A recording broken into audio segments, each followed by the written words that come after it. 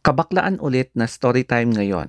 So this time, I tried dating a daddy 8 years ago dito sa Hill Station, Upper Session Road, Baguio City. Ito na yung start ng story time. Nagkamit kami doon sa isang app and then nagka-stalking stage kami ng ilang weeks. Tapos by then, nagyaya siya na mag-date kami doon sa Hill Station. And then inamin niya sa akin na medyo daddy na siya, 51 years old. So 1 decade ako na yan, no? And then ako naman, pumayag na ako. So nag-meet na kami sa Hill Station. Tapos nag-meet kami, salt and pepper na yung hair niya. Eto na nga, nakipag-eyeball na ang lola nyo. So, yes, salt and pepper once again. Nag-hi siya, nagkamayan kami, nag-hug, and then, ayan, ginaid niya ako dito sa paloob ng Hill Station. So, ako naman si Gaga, medyo kinilig kasi, syempre, date to ano. Tapos pagpasok namin, na-feel ko na parang medyo pa-social vibes ang loob nito, parang fine dining. And ganito yung itsura niya. And during that time, medyo hapon pa siya, mga 5 p.m. So as in, ganito yung setup pa rin niya. Gaano ba siya ka-daddy? So during that time, 51 years old siya. Pero ngayon, more than mga 65 plus na siya ngayon. So imagine kung gaano siya ka-daddy. First impression ko dito sa Hill Station, medyo social talaga siya, no? Yung tipong pagtitignan mo yung nasa kabilang table, nagtataasan kayo ng kilay, pataasan kayo ng ihi, mga ganyan. So, syempre ako, medyo yumuyuko-yuko kasi grabe, nakakahiya ang social niya. So, magpapakyut-pakyut lang muna tayo ngayon, kahit hindi cute. Buklatin na natin itong kanilang magic menu. Kaya, grabe 'no, medyo nininervyos talaga ako sa mga makikita ko at yes, lalaki talaga yung mga paningin mo at magiging clear yung konsensya mo kasi medyo pricey siya. Kaya sa akin ganyan na lang yung reaksyon ng mukha ko nung nakita ko. Yung in-order ko na with rice ay medyo mahal siya, almost 1K. So ganyan yung reaksyon ng mukha ko. So, katulad ng nangyari sa sa'min sa date, may mga pa-complimentary kineme ang restaurant na 'to, na bread tapos ang aesthetic talaga ng style niya. So, very romantic talaga nung time na nag-meet kami. Pero yung date namin was long time ago. Hindi ito date. So, hindi ito yung in-order ko obviously. Pero nung time na yon na nag-date kami, kung ano-ano yung pinag-uusapan naming topic, tungkol sa kanya, tungkol sa akin. So habang nagpapakyutan kaming dalawa, o 'di ba parang nakakakilig. So for me, ang unang impression ko sa kanya is mabait, hindi siya aggressive, hindi siya mayabang, hindi siya mahangin.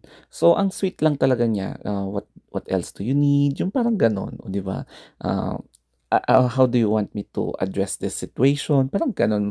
Basta ang sweet niya talaga. So, the person knows how to handle yung ka-date niya.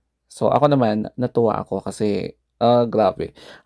First time kong ma-experience yung ganitong klaseng date. Tapos ang nagustuhan ko sa kanya, hindi kami nabo-bored. Comfortable akong makipag-usap sa kanya, hindi kami nawawalan ng topic, tapos hindi rin kami nagmamadali na kumain.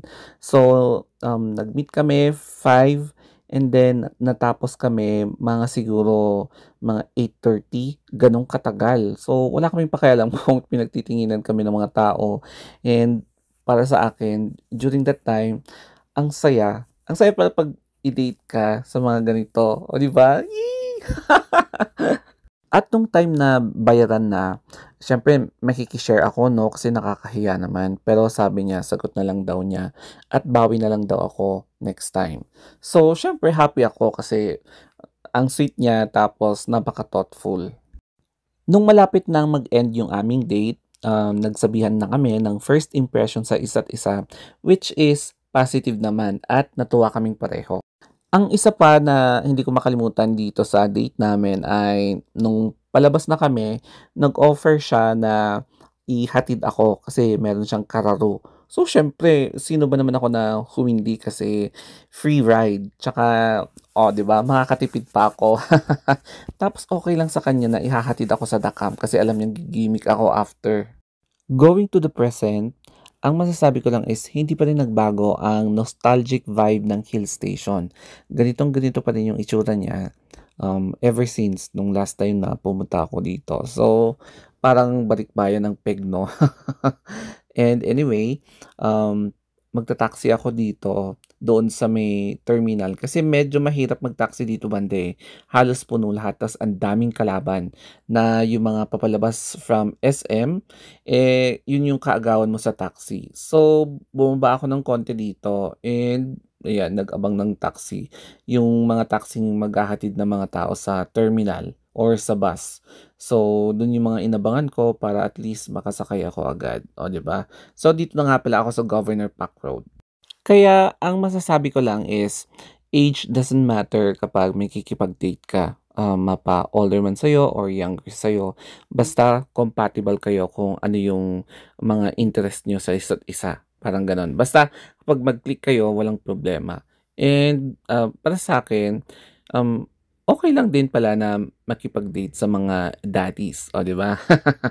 Masasabi kong worth it na makipag-date din pala sa mga daddy.